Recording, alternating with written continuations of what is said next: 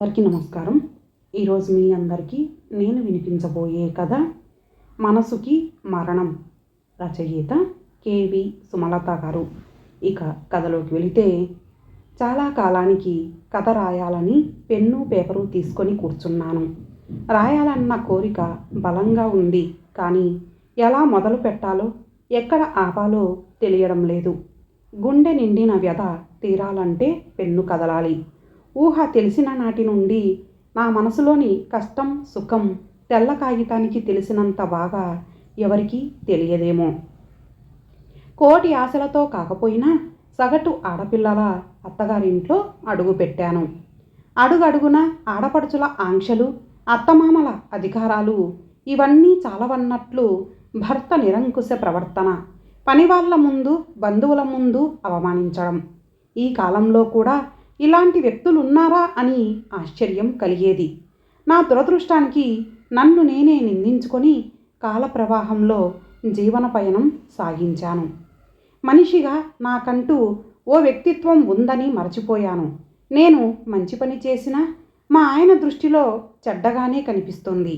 నాకంటూ తెలివి ఉండటం అన్న ఆలోచన ఆయన భరించలేరు. తెలివితేటలు లేని దద్దమ్మగా కనిపిస్తూ ఆయనతో, నాకు ఏమీ తెలియదు, మీరు చెప్తేనే నాకు తెలుస్తుంది, మీ మాటే నాకు వేదం అంటూ ఉంటే మా ఆయన ముఖం వెలిగిపోయేది. నాకు మాత్రం ఆయన ముఖంలో అహంకారం చూస్తుంటే నేను చెప్పేది పచ్చి అబద్ధం అని పెద్దగా అరవాలనిపించేది. కానీ దాని పర్యవసానం తెలుసు కాబట్టి మౌనం వహించేదాన్ని. నాకు మీరు ఊహించుకునేదానికన్నా ఎక్కువే తెలుసు. నాకంటూ కొన్ని కోరికలున్నాయి, కొన్ని ఆశయాలున్నాయి అని నోరు తెరిచి చెప్పే అవకాశం ఎప్పుడూ రాలేదు అనే కన్నా వచ్చినా నేను విఫలమయ్యాను అనడం సబబుగా ఉంటుంది. ఏదైనా చెప్పాలని నోరు తెరిస్తే, చెప్పావులే, నువ్వు చెప్పే అంత కింది స్థాయిలో నేను లేను, నీ పుట్టింటి ధ్యాస తప్ప మొగుడి తరపు వాళ్ళ మీద పట్టింపు ఉందా అని పెద్ద పెద్ద అరుపులరిచి మీదకు వచ్చేవారు. వాస్తవానికి నా పుట్టినింటి వాళ్ళు ఆయనకి దడిసి ఏదైనా అవసరాలకు మాత్రమే వస్తారు. ఆయనతో మాట్లాడే సాహసం కూడా చేయరు. అయినా వాళ్ళని ఏదో ఒక రకంగా తిడుతూ నన్ను బాధ పెట్టడంలో పైశాచిక ఆనందాన్ని పొందుతారీయన. భయంకరమైన గొంతుతో అరుస్తుంటే పిల్లలిద్దరూ భయపడిపోయి నా వెనక్కు వచ్చి దాక్కునేవారు. మా వారికి కుటుంబ అవసరాలు తీర్చడంతో మగవాడిగా ఆయన బాధ్యత తీరిపోయినట్లే ఫీల్ అయ్యేవారు. ఏనాడు పిల్లలను ప్రేమగా అక్కున చేర్చుకోవడం నేను చూడలేదు. అలా చేస్తే వాళ్ళు గారాబంతో చెడిపోతారు అని ఆయన దృఢ విశ్వాసం. పాపం తోటి పిల్లలు వాళ్ళ నాన్నలతో షికారులకు వెళ్తుంటే పిల్లలిద్దరూ బిక్కముఖంతో నన్ను చూసేవాళ్ళు. నాకు నా బాధ్యత రెట్టింపైనట్లు అనిపించేది. నేనే ఆదివారాలు పార్కులకి, అప్పుడప్పుడు సినిమాలకి తీసుకెళ్లేదాన్ని. వాళ్ళే నా ప్రపంచంగా, నాకంటూ వేరే వ్యాపకం లేదన్నట్లుగా బతకడం మొదలుపెట్టాను. మా వారి నిరంకుశ ధోరణిని కూడా మనసుకి తీసుకోవడం మానేశాను. కాలం ఆయనకున్న దురలవాట్ల ప్రభావంతో అనారోగ్యాలను తెచ్చింది. వాటి వల్ల ఇంకాస్త కోపం, అసహనం పెరిగాయి. అప్పటి వరకు మానసికంగా నలిగిపోతున్న నేను శారీరకంగా కూడా బాధింపబడటం మొదలయ్యింది. అన్నీ పిల్లల కోసం భరించేదాన్ని. దూరంగా ఉన్న పుట్టింటి వాళ్ళకి కూడా నా బాధ ఎప్పుడూ చెప్పుకునేదాన్ని కాదు. దానివల్ల ఎటువంటి ఉపయోగం లేకపోగా వాళ్లను బాధకు గురి చేయడం నాకు నచ్చేది కాదు. నాలాంటి దుస్థితి పగవాళ్ళకి కూడా రాకూడదని దేవుడిని నిత్యం ప్రార్థించేదాన్ని. నా అదృష్టం జీవిత భాగస్వామి విషయంలో లేకపోయినా కన్న పిల్లలిద్దరూ మాట వినేవారు. నా పెంపకంలో చక్కటి విద్యను అభ్యసించారు. నేనంటే ప్రాణంగా ఉండి చెప్పిన మాట వినేవారు. అవకాశాలు వాళ్లను వెతుక్కుంటూ వచ్చాయి. ఇద్దరు పిల్లలు నా రెండు కళ్ళు అనుకునేదాన్ని. చదువు నిమిత్తం విదేశాలకు వెళ్తాం అంటే ఆయన ససేమిరా వద్దు అన్నారు. అప్పటి వరకు అన్నింటినీ మౌనంగా సహించే నేను ఊరుకోలేదు. నా బంగారం అంతా ఇచ్చేశాను. ఎడ్యుకేషన్ లోన్ తీసుకొని పంపమని వాళ్లను నిరాశపరచవద్దని గొడవ చేశాను. పెద్దవాడు వెళ్ళిన 2 ఏళ్లకు చిన్నవాడు వెళ్ళాడు. వెళ్ళినందుకు పిల్లలు కష్టపడ్డారు. చదువు పూర్తి చేసుకొని ఉద్యోగాలలో స్థిరపడ్డారు. లోను కట్టేశారు. నా బంగారం నాకు తిరిగి వచ్చేసింది. ఉదయం సాయంత్రం పిల్లల మాటలతోనే తెల్లవారేది. పిల్లల మాటలతోనే రాత్రయ్యేది. పెద్దవాడు వేరే కులం అమ్మాయిని చేసుకుంటాను అని మెల్లిగా నా చెవిన వేశాడు. గుండె గుబేల్మంది. ఆయనకి ఎలా చెప్పాలా అని భయపడ్డాను. కానీ చెప్పకపోతే వాడితో బాధ, చెప్తే ఆయనతో గొడవ తప్పదని అర్థం చేసుకొని ఆయనకు చెప్పాను. అనుకున్నట్లే ఇంతెత్తున ఎగిరిపడ్డాడు.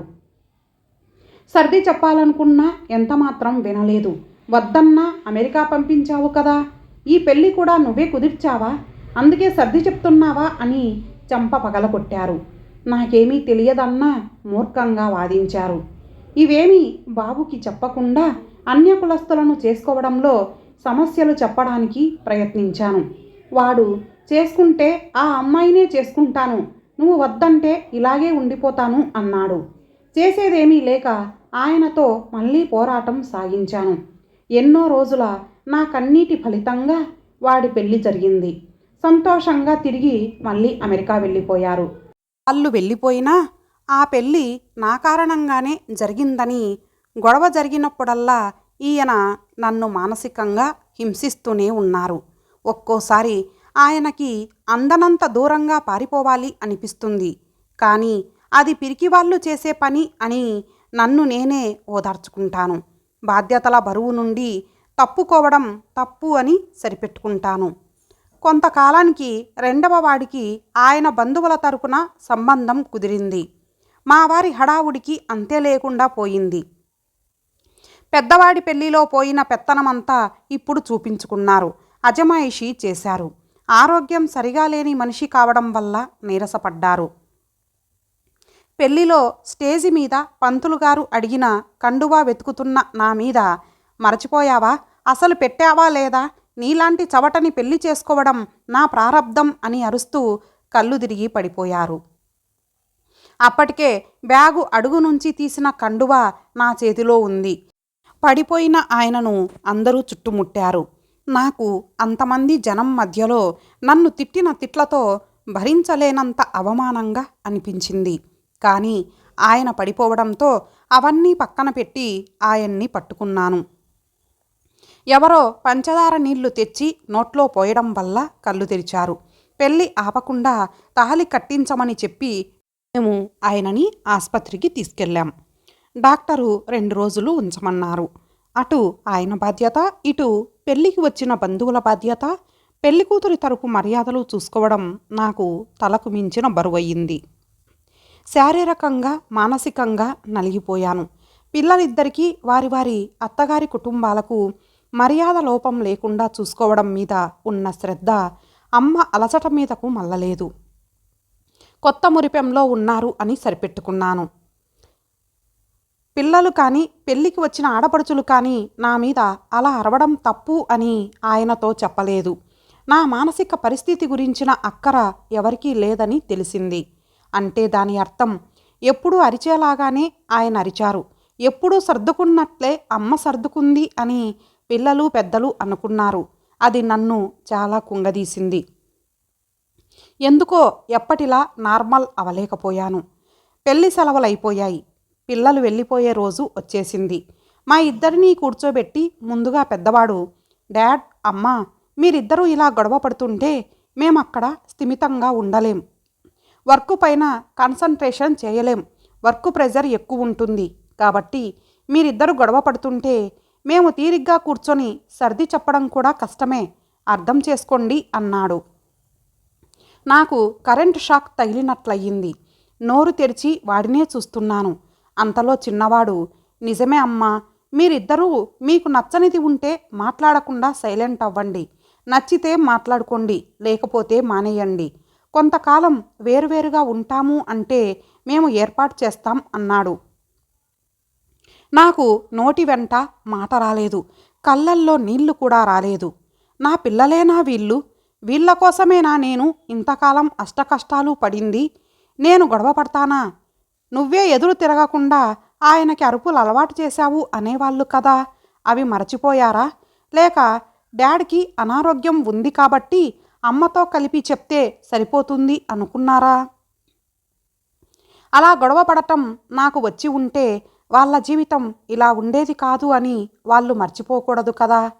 ఘటన జరిగినప్పుడు నా తరపున ఎవరూ మాట్లాడలేదు అంటే ఆయన ఆరోగ్య సమస్య వల్ల అని సరిపెట్టుకున్నాను. తర్వాత అయినా ఆయనతో అమ్మని అలా అందరి ముందు అవమానించడం తప్పు అని చెప్పలేదు అంటే పెళ్లి సరదాలో ఉన్నారు అని మనసుకు సర్ది చెప్పుకున్నాను. పిల్లలు ఫోన్ చేసినప్పుడు అప్పుడప్పుడు నా బాధని చెప్పుకునేదాన్ని. అలాంటివి చెప్పి మమ్మల్ని విసిగించొద్దు అని నాకు పరోక్షంగా చెప్పినట్లుగా కూడా అనిపించింది. అంటే వీళ్ళ కోసం ఇన్నాళ్ళు నేను నా మనసు చంపుకొని బతికిన బతుక్కి అర్థం లేదు అని స్పష్టమయ్యింది. ఇక నాకు వాళ్ళు మాట్లాడిన మిగిలిన అప్పగింతలు వినాలనిపించలేదు. కుటుంబ బాధ్యతలు అంటే కనీస అవసరాలకు సంబంధించి ఆయనకి నచ్చినవి తీసుకొచ్చి మీకు లోటు లేకుండా చేశాను అని ఆయన నిర్వచనం ఇచ్చారు. కనీస అవసరాలకు సంబంధించి కావాలంటే పంపుతాం, ఏటీఎం కార్డు ఇస్తాం వాడుకో, మంచి హాస్పిటల్కి వెళ్ళండి, నిశ్శబ్దంగా నీ కష్టాలు నువ్వు పడు అని నా పిల్లలు నిర్వచనం ఇచ్చారు. నాకంటూ విలువ ఎప్పుడూ లేదు, ఉండదు అని పూర్తిగా అర్థమయ్యింది. పిల్లలతో ఎయిర్పోర్ట్ వరకు వెళ్ళినప్పుడు ఎప్పటిలా నాకు ఏడుపు రాలేదు. బహుశా అప్పటికే నేను మానసికంగా బతికి లేనేమో. ఎందుకో నా ఫీలింగ్స్ పేపర్తో పంచుకోవాలి అని ఈ కథ మొదలుపెట్టాను. అయ్యో, ఎందుకో నా చేతిలో పెన్ను జారిపోతోంది. ఏదో చీకటి కమ్ముతున్నట్లు అనిపిస్తోంది. రాయలేకపోతున్నా. ఇక నాకు ఈ బాధ నుండి విముక్తి వచ్చేస్తుందా? అంతేనా? ఏదో ఏడుపులా వినిపిస్తోంది. నా చేతి మీద ఏవో నీటి చుక్కలు పడుతున్నట్లు అనిపిస్తోంది. ఏమిటిది? నా కళ్ళు తెరవడానికి కష్టమనిపిస్తోంది. శాంతి, లేచావా? దేవుడు కరుణించాడు. స్వామి, నా తప్పులు సరిదిద్దుకునే అవకాశం ఇవ్వు అన్న మాటలు వినిపిస్తున్నాయి. ఆ గొంతు మా ఆయనది. ఇదేమిటి ఇలా మాట్లాడుతున్నారు అని బలవంతంగా కళ్ళు తెరిచాను. మా వారు నా పక్కన కూర్చొని ఉన్నారు. ఏడుస్తూ ఏదేదో మాట్లాడుతున్నారు.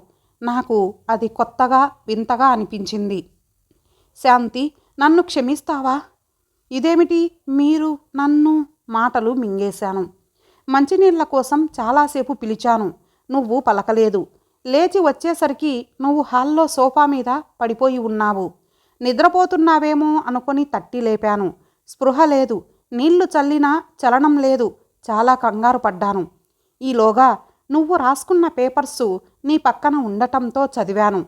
ఇన్నాళ్ళు నేను నీ పట్ల ప్రవర్తించిన తీరు, నువ్వు అనుభవించిన బాధ నాకు అర్థమయ్యాయి.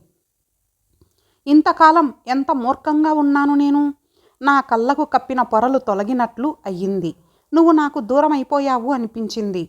నా తప్పులు నేను సరిదిద్దుకునేది ఎలా అని దిక్కుతోచలేదు. ఎప్పుడూ దేవుడిని తలవని నేను నీకోసం ఆయనని ప్రార్థించాను. నన్ను క్షమించగలవా శాంతి? గొంతంతా దుఃఖంతో నిండి ఉంది. ఆయనని ఏడవద్దు అని వారించాను. నిజంగానే ఆయన తన తప్పును తెలుసుకున్నారా? ఇన్నాళ్లకు ఈ జీవిత చరమాంకంలో మనసుకు ఏదో తెలియని ఊరట. కళ్ళు మూతలు పడుతుంటే నిద్రలోకి జారుకున్నాను.